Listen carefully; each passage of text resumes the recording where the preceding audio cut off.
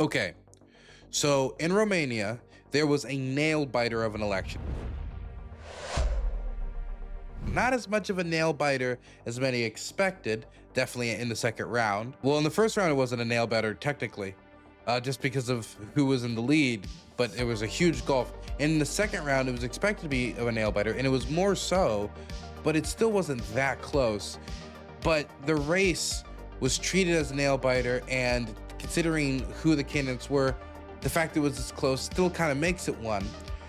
The liberal mayor of Bucharest was running against a far right candidate in I was supposed to say Georgia, in Romania, that replaced Călin Georgescu. See, when Călin Georgescu eventually was removed from the ballot and was said, "Hey, you're engaged in all this criminal activity. You cannot run for office." That doesn't mean all of his supporters just like magically like vanished. Somebody else came into the mix, and his name is George Simion. And George Simion, by appealing to the far right, by going after minorities, and by trying to align himself with a Trumpist style of politics in Romania, constantly talking about how he wants to align more with the United States than with the European Union, constantly railing against aid to Ukraine as wasteful and perpetuating the war and calling to end aid to Ukraine.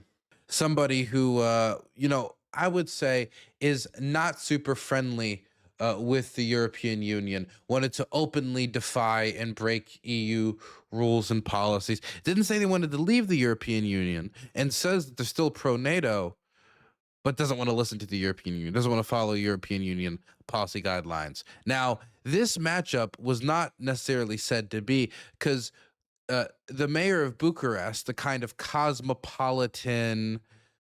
cosmopolitan man, a man of from the activist class. He actually like only got 21% in the first round. Simeon actually got 41% in the first round. But there was a bunch of other centrist candidates and a lot of centrist infighting and some left candidates who had to drop out because it's a two-round system. If you can't get 50% in the first round, then they hold the second round with the top two candidates. And Dan, the mayor of Bucharest, just edged it out. And so going into this, they saw that 41% for the far right candidate and that 21% for the mayor, and it became a nail biter because people thought, my God, what a gulf he has to clear. Now, look, we always knew that a lot of the centrist candidate voters were going to go to him because of just their political persuasion, that those on the left don't really have much of a choice and they kind of have to go over to him. But because it was such a gulf and because there was so much room that had to be made up and we didn't know how they were going to perform, and because there's always the possibility that the other guy, he only has to make up 9 points, maybe he can do it. It was there was a lot of anxiety, and the polls did not show it as a clear dominant victory for the Bucharest mayor. But then the vote happened. We had the actual election results, and the actual vote was for Bucharest mayor 53.6, for George Simion 46.4. So Dan won. The mayor Dan won. And he won by nearly 10 points. So when I say it wasn't really a nail biter, that's what I mean. He won by like 8 points. If Donald Trump can go around saying a victory by 200 to 300,000 votes is a dominant, crazy performance, he won so overwhelmingly. Well, then an 8-point victory is quite substantial. It's quite substantial. Now, afterwards, he goes out, speaks to his supporters on Sunday, and he said that, this vote proved the incredible power of Romanian society and that elections are about community. In today's elections, a community of Romanians want a profound change in Romania. One, have patience. A difficult period lies ahead, but necessary in order to balance the economy of this country and to build the foundations of a healthy society. So he was trying to set a hopeful tone of reform, of rebuilding, of economic reconstruction, of trying to find solutions from this center right candidate instead of this far right candidate. Now, now I do want to say that there is something interesting. Simion did win 60% of the vote of the diaspora.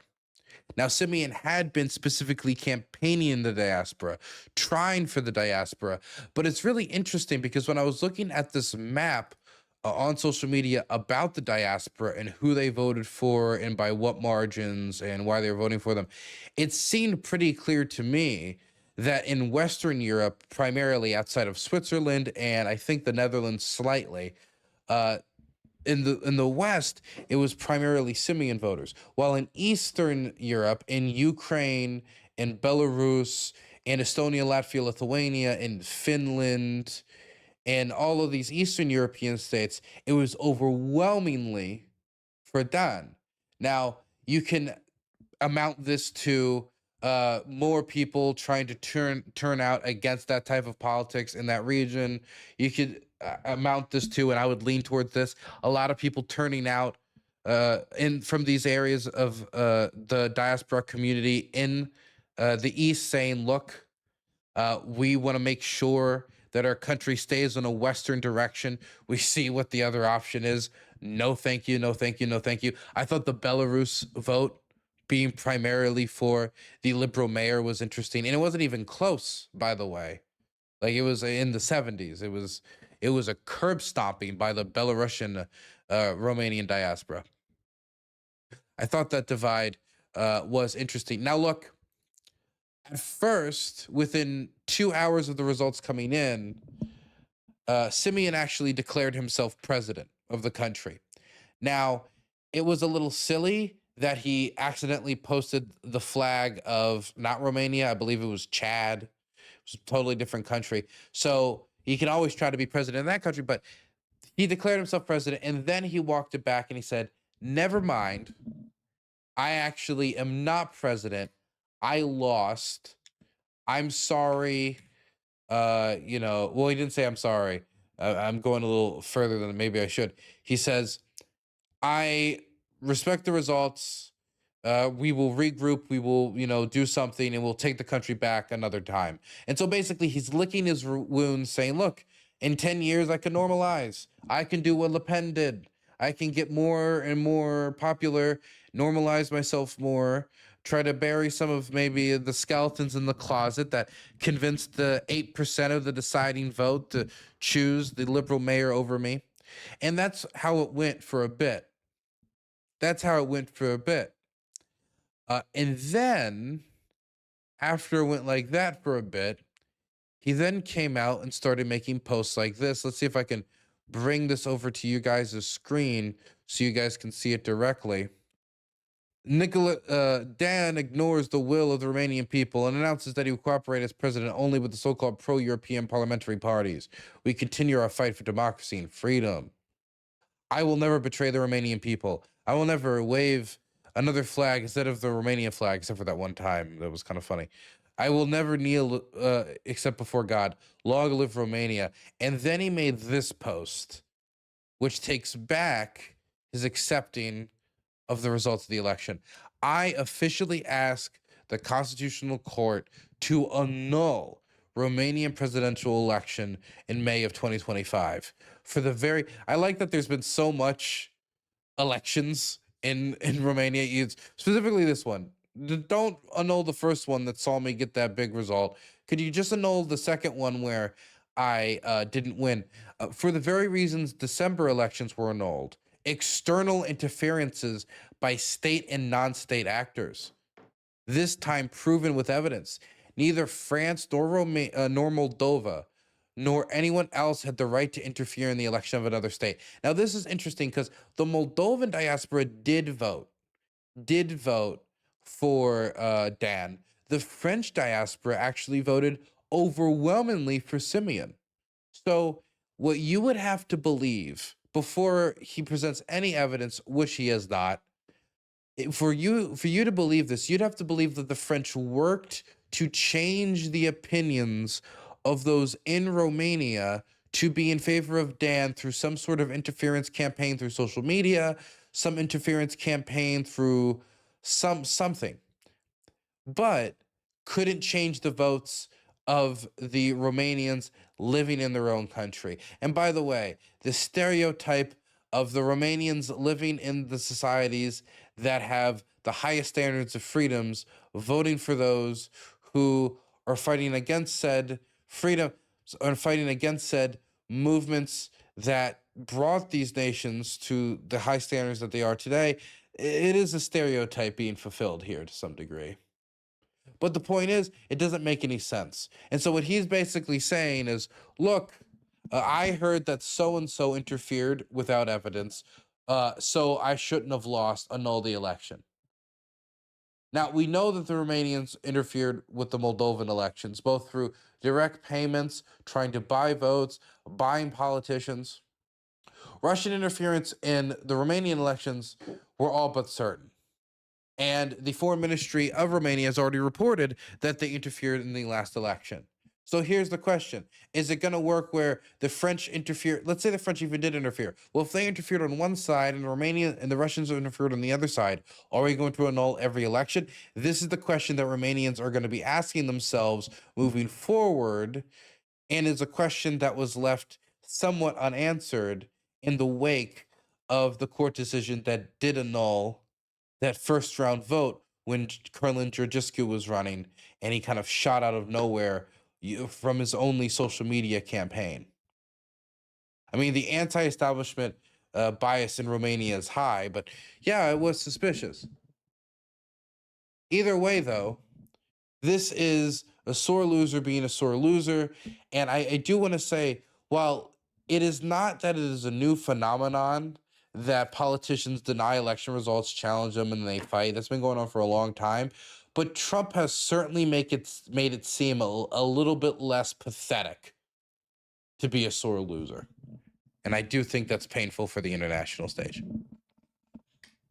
Also, there were elections in Poland with the centrist candidate from Donald Tusk's civic platform, Trzaskowski, getting 31.4% of the vote, and the Law and Justice Party's Karol Nawrocki getting 29.5% of the vote. I do want to say that Nawrocki recently said, in an attempt to get the voters of the far right Confederation supporters, the 14.8%, and maybe even the Crown, even further far right. That's the dude who's running there is the same parliamentarian that put out a menorah in the Polish parliament with a fire extinguisher.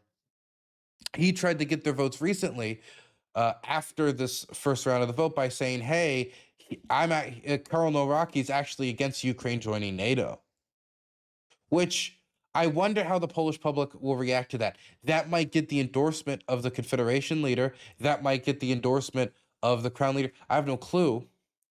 But how would the Polish public react to that? Because they don't think the Polish public simply like, okay, party loyalty to the end. The Confederation voted this way. The Crown voted that way. No, I think they want to change, and these seem like change agents. And so if the civic platform candidate can offer change and a pro-Ukrainian, pro-NATO message, I don't think that necessarily could be a killer. I mean, there has been a lot of tension between Poland and Ukraine with the farmer protests, historical animosity among about atrocities and such. But I think right now, with Trump receding, Poland has to take a step up, and I think this will, with Nawrocki saying that they do not want Ukraine in NATO. This does, through that action, somewhat become a test on the Polish people's dedication towards Ukrainian integration into security structures in Europe. Now, that's not to say that if the civic platform candidate loses, he lost because of this, that it just, in this media environment, this should be getting a lot of attention in Poland, and it certainly will be one of many deciding factors. Now, the second round vote is supposed to happen in June, so it's not too far away now. We've got about a month left before the second round vote. So good luck. Damn, everyone's live tonight. Hey, well, you're here. What a smart decision on your side, Daddy Jim.